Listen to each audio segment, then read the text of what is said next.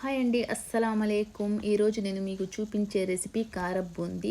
ఇది చాలా రుచిగా ఉంటుంది, చాలా సులభంగా తయారు చేసుకోవచ్చు. స్వీట్ షాపులో ఎలా వస్తుందో అలాగే వస్తుంది. కారం బూందీ ఎలా తయారు చేసుకోవాలో చూద్దాం. పిండి కలుపుకోవడానికి ఒక బౌల్ తీసుకొని అందులో జల్లెడ పెట్టుకొని 1 కప్పు శనగపిండి, 1 స్పూన్ బియ్యం పిండి, కొంచెం ఉప్పు, కొంచెం సోడా ఉప్పు వేసుకొని ఉండలు లేకుండా జల్లెడ పట్టుకుందాం.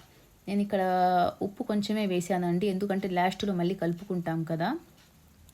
తర్వాత జల్లెడ పట్టుకున్న తరువాత 1 కప్పు శనగపిండికి నేను 1 కప్పు నీళ్లు కలుపుకున్నాను. నాకు ఇక్కడ కరెక్ట్గా సరిపోయిందండి. మరీ పలసగా కాకుండా, మరీ చిక్కగా కాకుండా, దోశ పిండి కలుపుకుంటాం కదా అలా కలుపుకోవాలి.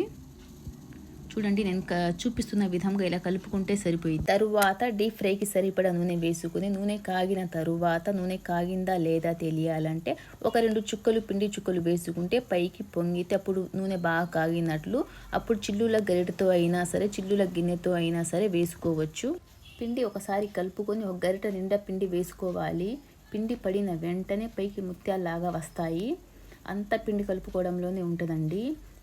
బూందీ వేసిన వెంటనే కలపకుండా కొంచెం పైకి తేలిన తరువాత అప్పుడు గరిటెతో అటు ఇటు తిప్పుకోవాలి. తర్వాత బూందీ గోల్డెన్ కలర్ వచ్చిన తరువాత తీసుకోవడమే.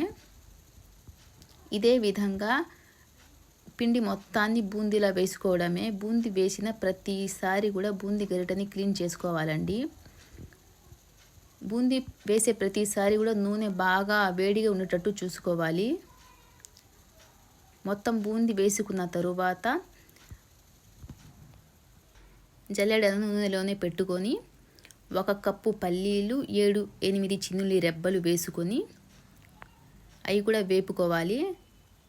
తరువాత దాంట్లోనే 1 గుప్పెడు కరివేపాకు కూడా వేపుకోవాలి. తరువాత బూందీ వేడి మీద ఉన్నప్పుడే 1 స్పూన్ ధనియాల పౌడర్, కొంచెం కారం, మీకు రుచికి సరిపడా కారం, మీకు రుచికి సరిపడా ఉప్పు వేసుకొని మీ వేడిగా ఉన్నప్పుడే కలుపుకోవాలి. ఇంతేనండి, చాలా సింపుల్గా, చాలా టేస్టీగా బూందీ రెడీ అయిపోయింది.